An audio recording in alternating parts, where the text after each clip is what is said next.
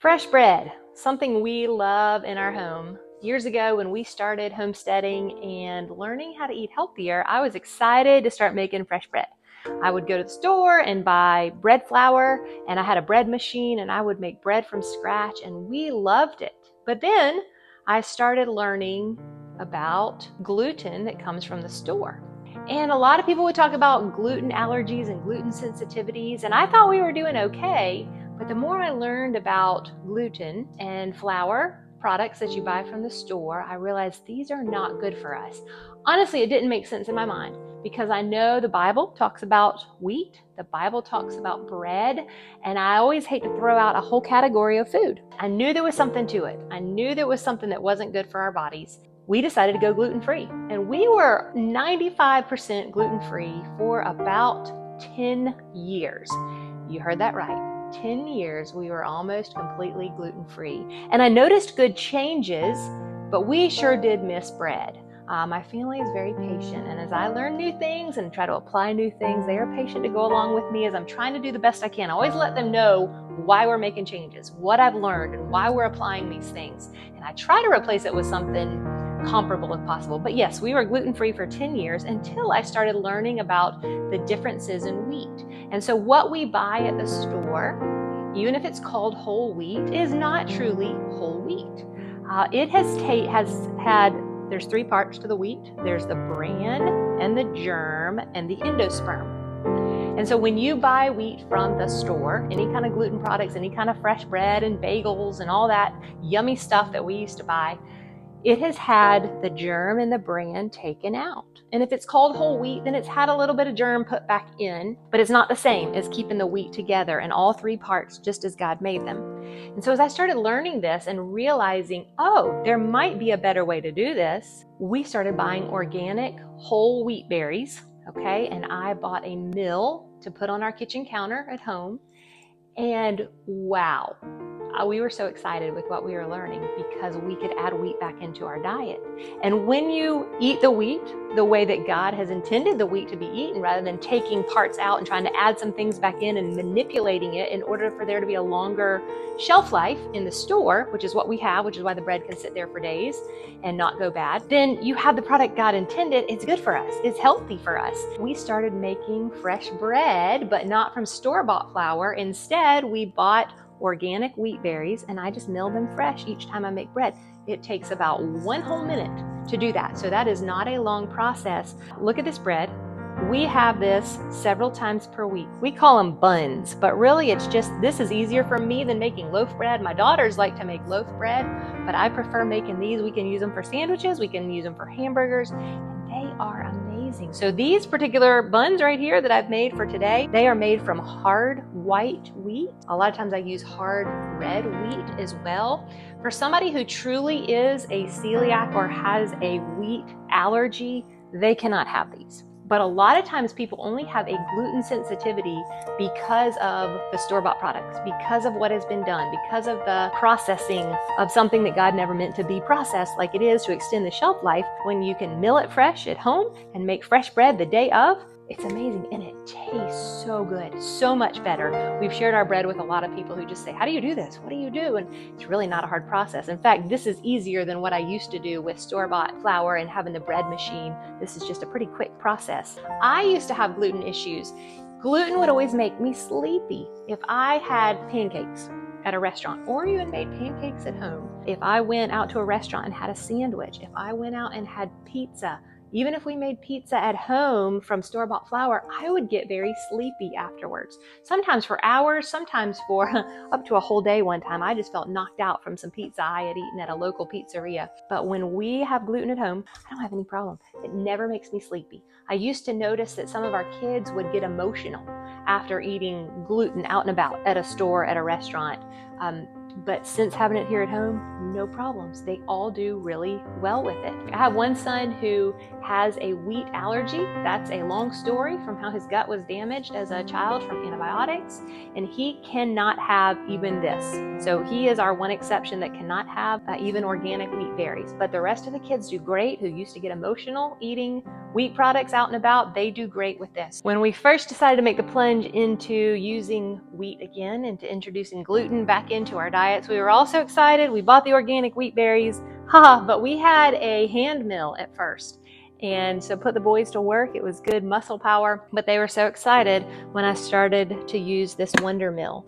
And this is not an advertisement for a wondermill. This is the only mill I've ever had and used. I've used it for 3 years now. Not a single problem. It's been wonderful. So I can tell you this one is excellent, but I don't have anything to compare it to. So this is my one experience with a mill, but 3 years in, it is still running strong. So I'll just show you how I do it. I've already scooped the wheat here, the wheat berries. This is several cups worth. I make a double batch for a big family whenever I make bread, so it doesn't equal out exactly to the flour that it will make into the bucket here, but you'll see as it goes through what it does. I'll end up scooping out about 8.5 cups of flour when I make a double batch of bread. The first thing you do is you turn it on. Before you put the wheat in, you turn it on first. That is an important step. It's a little bit loud, but here we go. And you hold this, for the wondermill, you're gonna hold this one down so it doesn't shift around.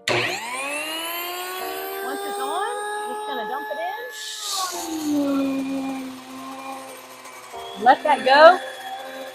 It takes about 1 full minute for all that to go down and make flour for us.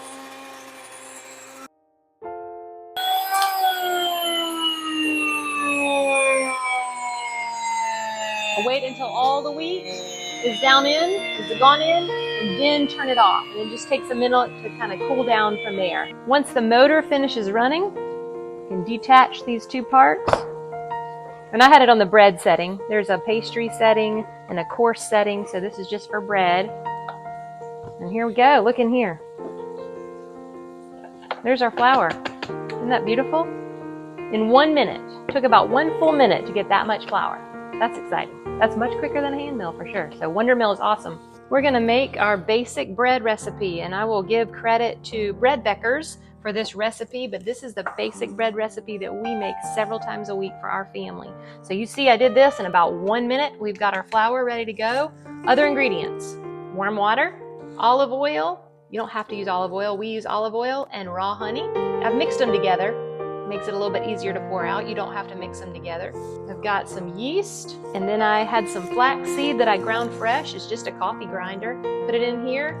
Ground it up. I don't even measure it. It's about probably 1/3 cup that I put in there for a double batch. I've got some sunflower lecithin. This is optional, so is the flaxseed. We just like them. They're good for us, but that is optional to use these two things. And then salt. We use Himalayan salt.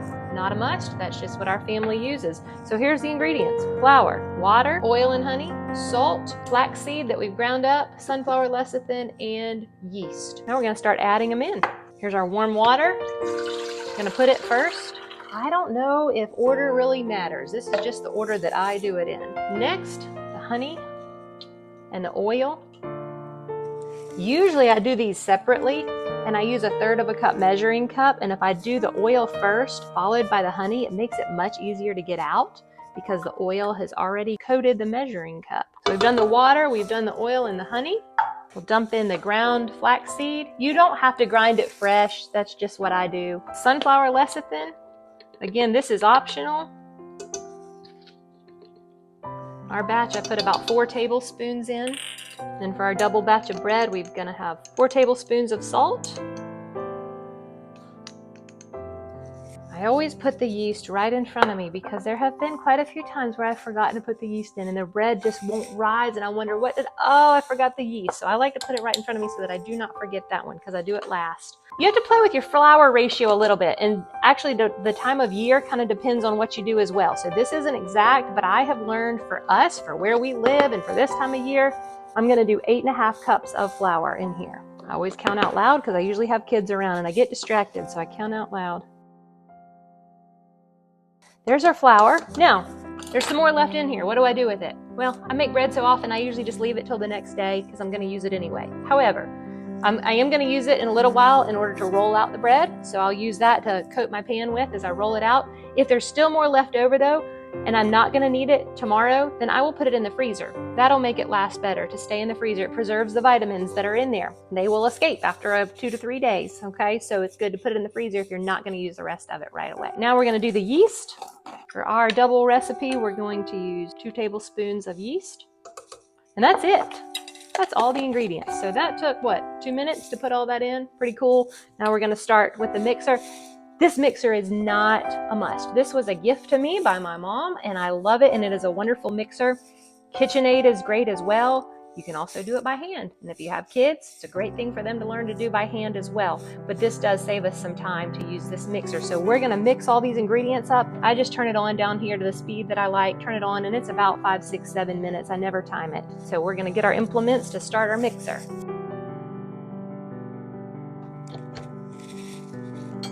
Okay, the implements, this one.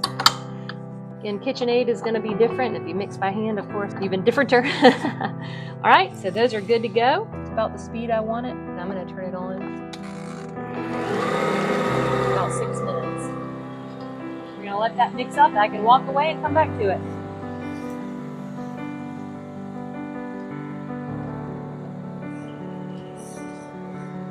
The bread just finished mixing. It went for about 6, 7 minutes, and here's what it looks like inside. Okay, so it's formed a nice ball of dough inside, which is great. And I just let it sit here for the next hour. I don't pay any attention to it. I don't set a timer. I just come back in a little while. And if it's risen almost to the top, sometimes I don't pay attention and it rises over the top. That's fine, because we're just gonna need it after this. In the summer, it doesn't take as much time. In the winter, it takes a little bit longer. Today, it's about 65, 70 degrees outside. So this should take about an hour to rise, and then we'll come back and we'll roll it out. See you then. Look at this. Lovely dough. It's risen for the past hour. I could let it go a little bit longer, but it's perfect just like that. And if it went higher, that's fine. It's not a science. It looks excellent. So we're just gonna take it on out of here. Slides right off of there. Here's the flour from earlier that we milled. So I just sprinkle the rest of that. Actually, I won't use it all. I'll save some of it. I'll make bread again tomorrow, so it'll still be there. If I wasn't, I would stick this in the freezer. Okay, so we'll just take our dough. Again, this is a double batch. So if I was making loaves, I could make 4 loaves out of this. A normal recipe would give you 2 loaves. For our large family, we make a double batch, 4 loaves. But I'm gonna make sandwich buns instead. This tool right here is awesome. It is not a necessity. You can use a knife to cut up your dough. But if you're gonna get into bread making often like we did, totally recommend this thing. It's just a nice convenience. Just a bread cutter. Nothing scientific about this. This just makes it easier for me to cut it into sections. I'm just going to roll out my dough.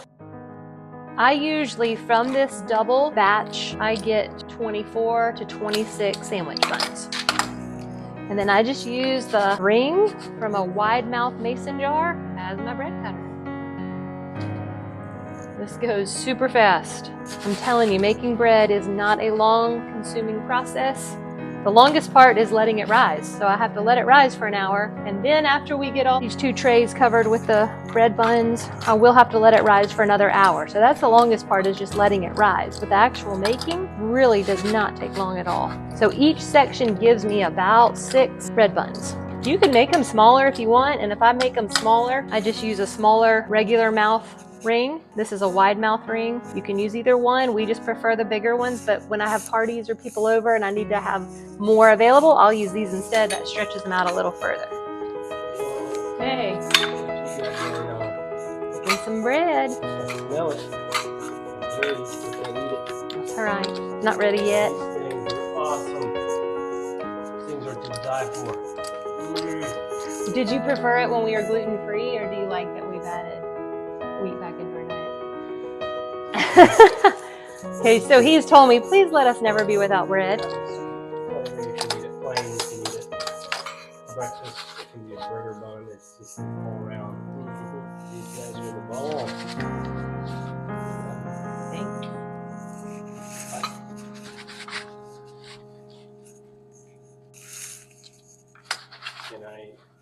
And here we go. We have 24 sandwich buns ready to go.